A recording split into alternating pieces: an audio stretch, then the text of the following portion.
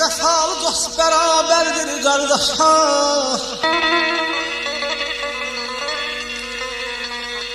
Vəfalı dost bərabərdir qardaşa. Dar gündə birinci dayaqdır qardaş.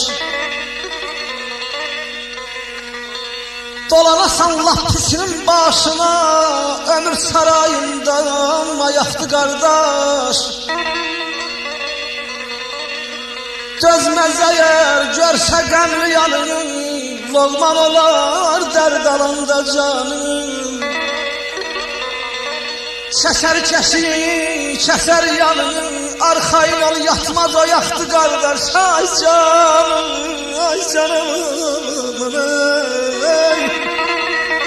Sonra can səninlə dözər pis günə, kəsilsə calansa qıyar ömrünə. Əl yeri gəlsə düşmən üstünə, çaxmaqlı tüfək dayayaqdı qardaş. Aman aman aman ay.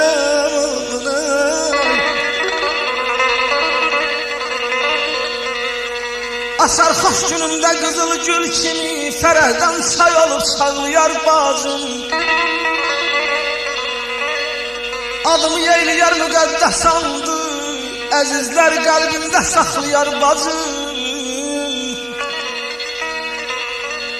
Gözümdə qəm görsə, kəsilər təlaş, deyər mənə gəlsin dərdinə qardaş.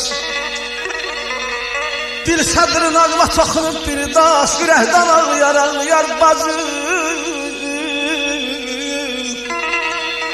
Əliyəm bacımdır əziz həmdənim, əliyəm bacımdır əziz həmdənim.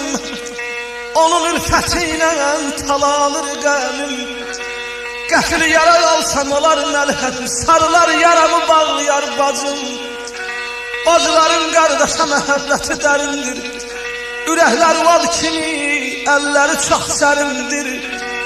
İnanın qayğı olmaz bacı qayğısı kimi, o əsər qardaş üçün nanə yarpağı kimi.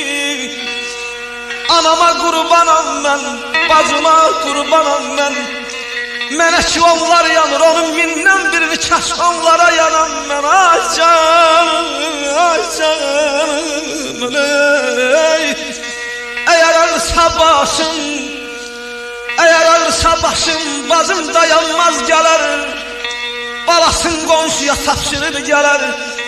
Gör nə gündə gələr ki, anam deyər, ay bala üst başın nə gündədir. Gözümü yasaram ki, başımın üstündədir. Su gələr, axar gedər, araz dolu qan gedər. Qardaş gələn yollara, bacılar qurban gedər. Ay canım, aman aman aman, aman ayda.